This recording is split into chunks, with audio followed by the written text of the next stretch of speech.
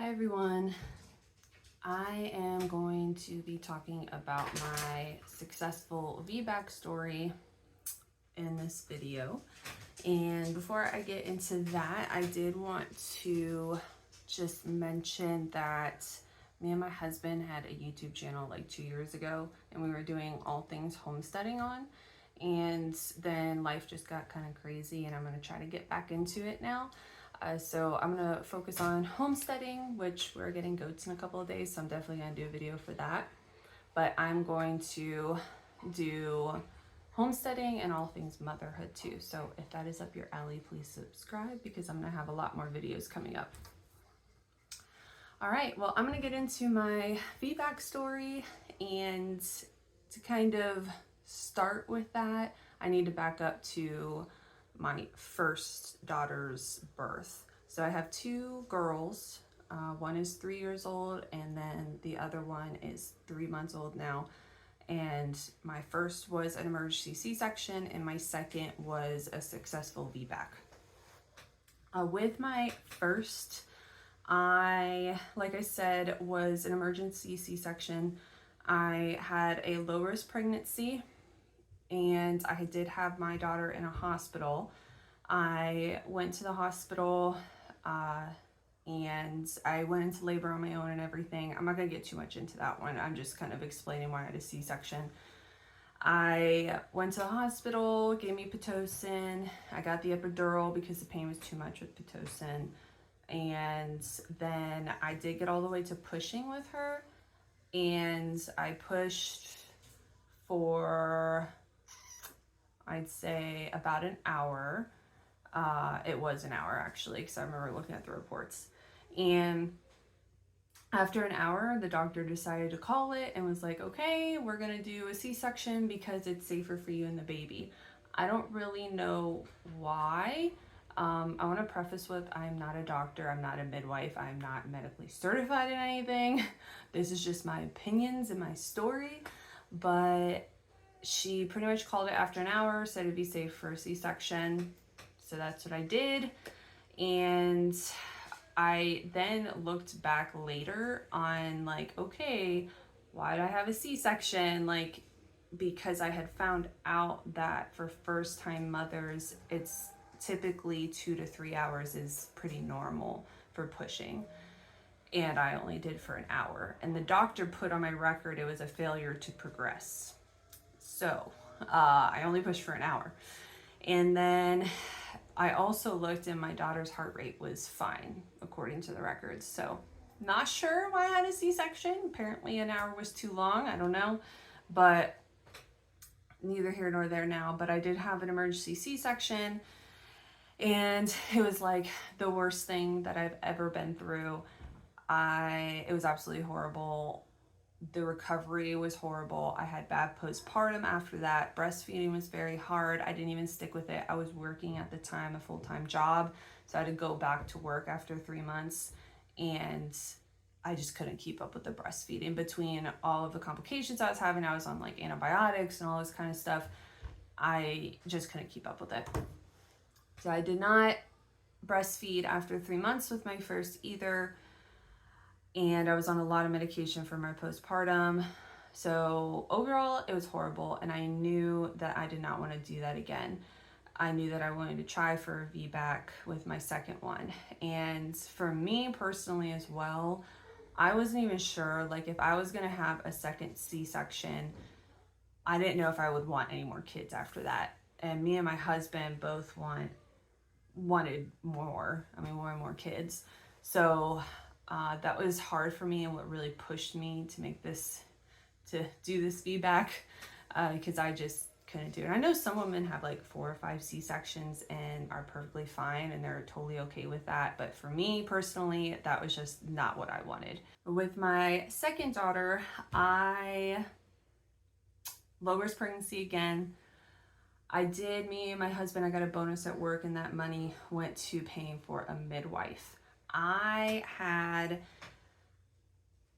there's a nurse midwife in our area who does home births, and I did want to go with her. I did not have my second at home though.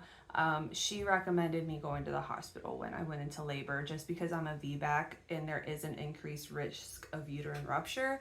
She thought the best choice would be to go to a hospital, and I was like, yeah, that's totally understandable and fine. So she did all of my prenatal care. Now I ended up using her assistant as my doula. And I just used her because me and her really bonded and just clicked and stuff. So I used her as my doula. So she was in the hospital with me when I delivered my second child. So it was her, my mom, and my husband were in the room with me. The support team for me was very, very important throughout it. I just needed the reassurance. I needed the encouragement. So that was definitely important. So about 2 weeks before I went into labor, I started to get like really nervous because I had gone into labor with my first daughter around 39 weeks ish on my own, and I had passed that date with my second one, and I was scared that I wasn't going to go into labor by myself. And then I opened that door of, oh, should you get Pitocin, which Pitocin increases your chances of uterine rupture, and I didn't want to do that. Even though me and my midwife did talk about it, and we're like, I could do it. They only give a little bit because you've had a C-section, all this kind of stuff, but I still really did not want to do that. So I was starting to get really nervous, definitely once my due date hit. I was like, oh my goodness, my scar is just going to keep stretching, and will that increase chances of problems, all this kind of stuff. But the biggest good thing about having my midwife was when I started to get really nervous, she reassured me that this is normal. It's normal not to go into labor yet. It's normal to have like some pain around my my incision. And so that really helped me to feel okay. And she was like, you can do this. You're a good candidate for a VBAC. I was low risk, all this kind of stuff. So I was like, all right, I'll push through and, keep trying natural things, all this kind of stuff. So we decided that we were going to try to give me a membrane sweep to get me going. And I had that done with my first daughter, and I did go into labor like a couple of days later. So that I knew would probably help me. So I had that done. I actually had my bloody show before we did my membrane sweep, and that my bloody show lasted I'd say at least a week. And with my first daughter too, I had my bloody show for probably three days. So my bloody show lasts a long time. I know they say, oh, bloody show, 24 hours, you'll be into labor. Not for me. It lasted a lot longer for me. So then after the membrane sweep, I had more of the bloody show, but I still was not going into labor. And I also wanted to mention that for about 2 weeks, I was having, I don't know what they call it, it might be false labor, but I was having contractions, and they were pretty intense, but they would not get closer than 5 minutes apart. So it would just stall at 5 minutes apart and then just go away. I would go to bed and it would go away. So that was happening for 2 weeks. And then one day I decided, well, I need to figure something else out. I had been walking up and down stairs. We did the membrane sweep. I was doing all the natural stuff. And so I decided, well, let's go for a walk. Me and my husband and my daughter all went for a walk up our road. And we went up the road, came back.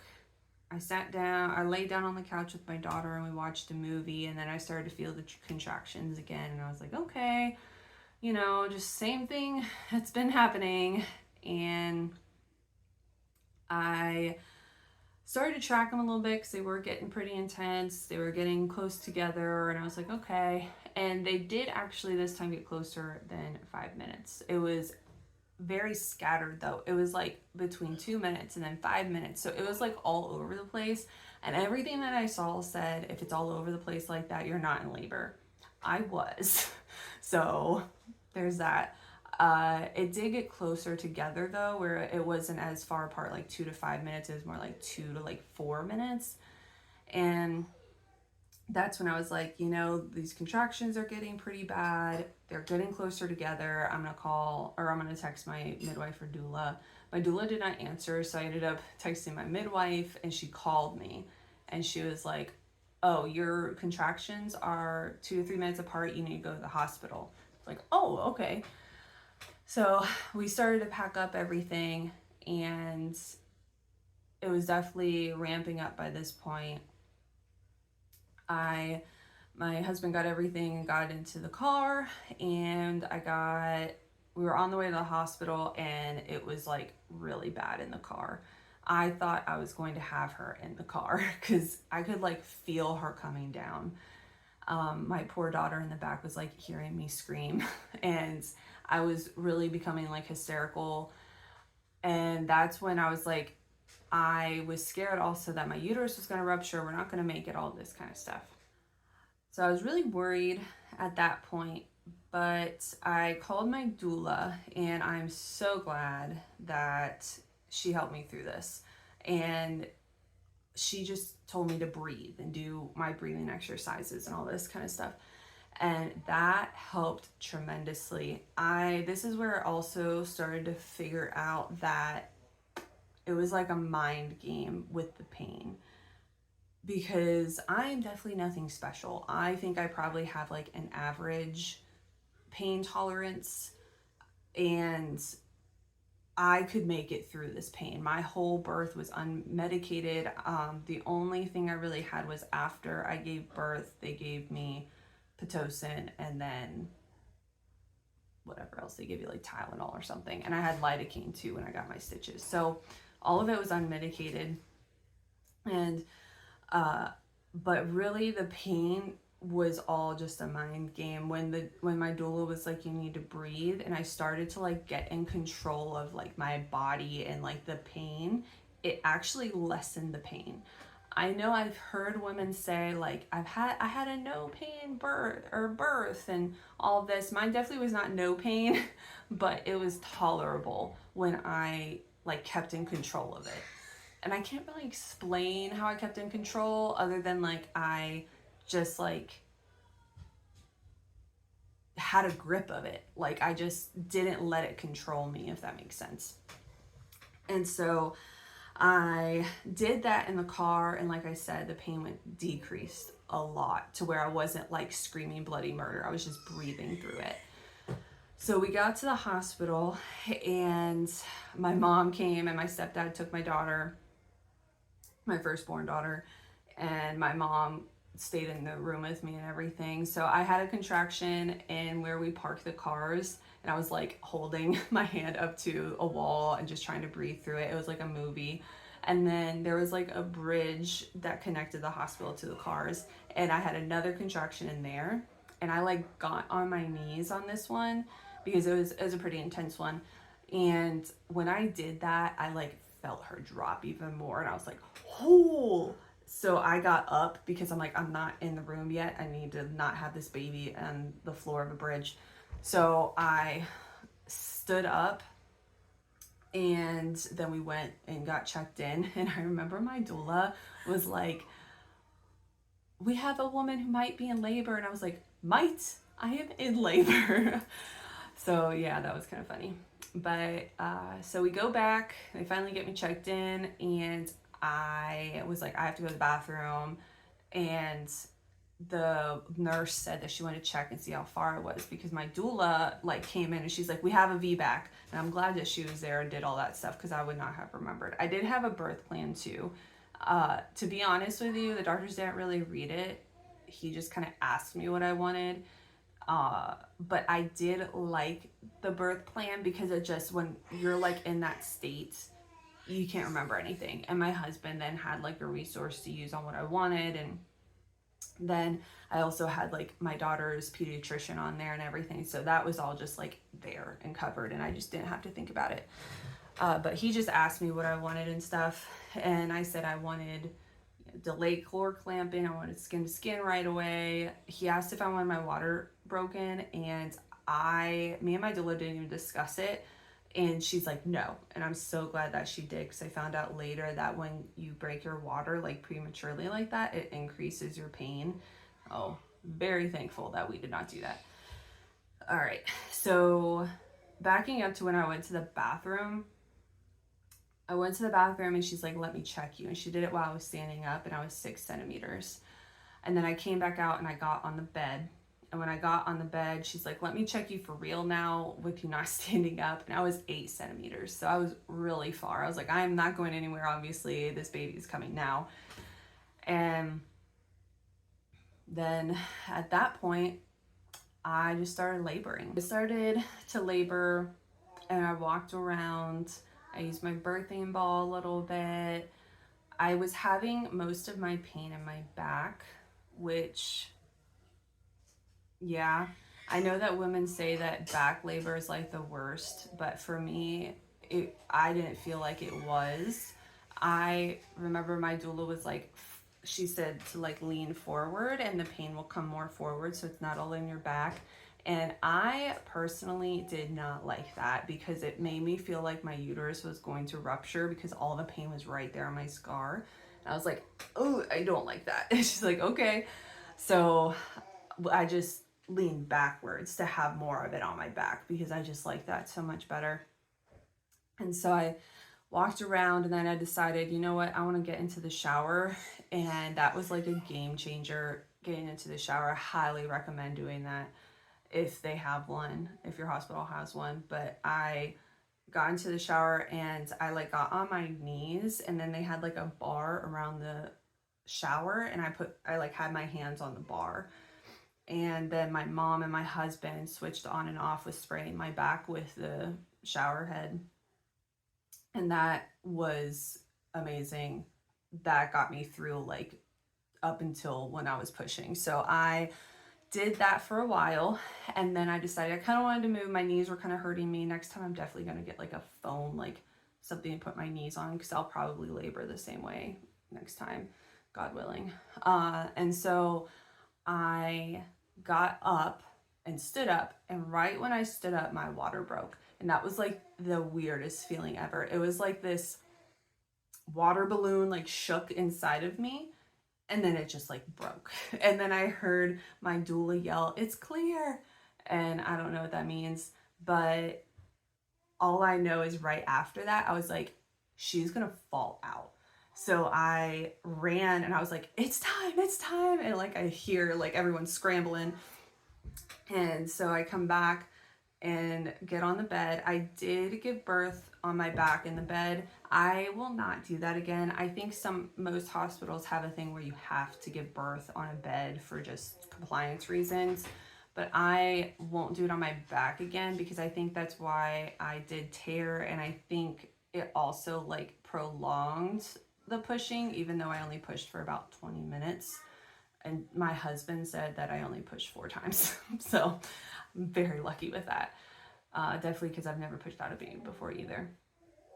So I didn't like that. I'd rather be like on my knees or squatting or something. And when I was pushing, that's when the pain got really real. I had to really dig deep at this point. I was starting to lose it again. By this point, I was really calm. Like I was just deep breathing through the contractions. They literally just felt like bad period cramps to me. But once that hit, I was like unreal. So the nurse there, actually, she saw I was losing a little bit, and she's like, Megan, keep in control. And I needed that. That's exactly what I needed to hear. And I was like, yes, keep in control, Megan, keep in control. So I kept telling myself to keep in control. And then I don't know how, but the pain like lessened when I started to get in control of it again, and I stopped screaming and stuff. So that was a plus. And then they had like these 2 bars on the side of the beds to like hold on to, and I loved that because I felt like I needed like more power down there. And then my husband and my doula like had my legs, and that I really liked, but they had to hold my legs a certain way. And this is what I mean when I say I won't go on my back again, because I felt like I wanted my whole body to be into the pushes, and I couldn't do that with my legs the way that they were. So like they had to hold it just right. And I was like, move your hands, like, and eventually they got to where I liked it. And I did also get like a leg cramp while I was pushing, and that was just annoying more than anything. I was like, really? But I pushed through it. It was okay. And so I was pushing, and the doctor, I wasn't pushing right at first because like my mind was like, when I push, the pain is worse. So like I'm going against my instincts. So I had to really like think about it and be like, you have to push even though it hurts worse. It's just the way it is. Like you have to do it. And so I did that. And the doctor was like, that's better, because I was pushing down rather than holding it all. And when I did that, I remember it was the weirdest feeling. I don't know what happened. Someone could probably tell me scientifically what happened, but like as she was coming down, it's like I felt like my joints rotate or my bones. I don't know, but I felt it like move as she was coming out. It was weirdest feeling. And I told my friend, I was like, I felt my bones move. It's so weird. And so then again, the pain was really, really bad. Now, but it was doable. It was doable. There was a point where I was like, I can't push anymore. I can't push anymore. And any woman who goes through this and pushes more than 20 minutes, I don't know how you do it, because I mean, I guess it's like one of those things where you have to, but I was like, I don't know how much more I have in me. Like at that point, I was getting very tired. And this whole thing was within 2 to 3 hours. My labor was so fast, and I'm so thankful for that. I live a half an hour away from the hospital, so that ride was pretty rough, but the whole thing overall was like 2 to 3 hours. And then, like I said, I pushed for only like 20 minutes. My mom was like my cheerleader, and I really needed that in the moment, because again, I was like, it was hurting really bad. And she's like, you're doing it, you're doing it. And she was like looking at what was happening. So it encouraged me. She's like, she's coming, she's coming.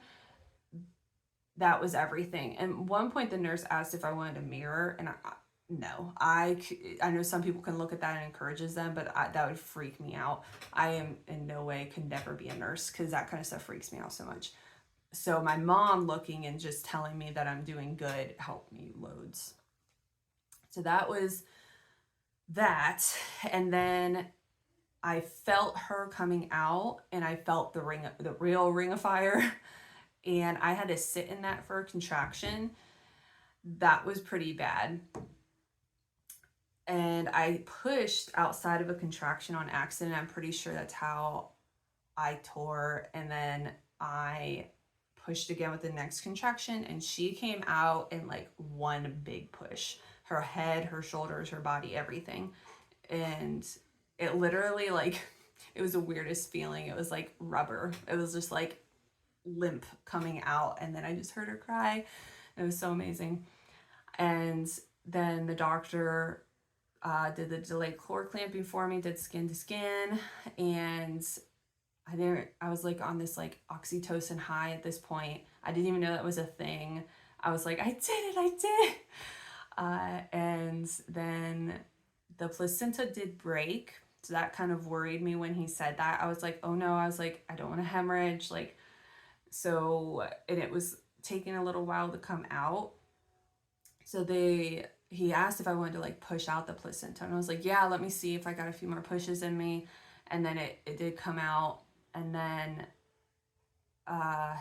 he had to sew me up. I did tear. I had a 2nd-degree tear. I think I had around 6 to 7 stitches, so it wasn't too bad, but it was still, I tore, so that's not cool. And he did give me lidocaine at that point. I was like, yes, I don't want to feel that, but I did end up feeling like half of them. And I just told him, just do it, because I didn't want him. I was like, at this point, I just want this over with, so just get it done with. And I was like, oh my goodness, are you done? Are you done? The poor doctor. And then after that, it was just me going into recovery. Again, I was on this high. Breastfeeding was okay. I could do a video about breastfeeding because I do have a lot of thoughts on that. I am still breastfeeding now, which is about the same exact time with my daughter. I'm going to keep going as long as I can. And then after I gave birth, the recovery for healing was so much easier, like night and day. For me at least. I know I only tore a little bit and it's different for everyone, but I was up and walking and doing normal things within about 5 days, other than like carrying heavy objects and stuff. But I literally, like, within 5 days was back to normal, really, other than just some pain. I only had to take Tylenol. I took Tylenol rather than ibuprofen. That was just my preference. And I didn't have to be on really anything else. I only took Tylenol for, I think, just like a couple of days because those stitches really hurt. But with like my C-section, I still only took Tylenol after I think about 3 days because I didn't like to be on that heavy duty stuff. And I had to be on the heavy duty stuff though for a couple of days because the pain was unreal. It literally just feels like your guts are falling out and I could not move and it was absolutely horrible. But with this one, I walked out of the hospital the next day and I was walking, like, whatever. So the recovery was a million times easier, in my opinion. And yeah, that's about it with that. I was on the oxytocin high for a long time too. I had no postpartum depression. There was some like health things that came up, which I did get a little bit like depressed, if you will, about it, but I was able to like bring myself out of it without medication, which last time I could not do. Yeah, that's about it. It was so much better this time, and I'm so thankful that it went the way that it did. I also like say to my friends too, because I'm recently saved, and I'm like, I had one birth with God and one birth without God, and guess which one went well? And that was the second one. So I just kind of say that sometimes, but I'm so thankful because there are so many things that could have gone wrong, and some reason God blessed me, and I'm so thankful for it. But that is my successful VBAC story. I hope that this kind of just like, I don't know, might help a little bit with the jitters. It's of course not medical advice, but it's my story and it can be done. It definitely can be done. And they even say when I was doing research, sometimes it's even safer to have a VBAC for some women. Some women, it depends. I mean, everyone's situation is different, but going through a major surgery like that, it's no joke. And the recovery time is so much different and so unreal how much different it is, at least for me. So let me know if you have any questions. I've been more than happy to answer them. And yeah, thank you all for listening.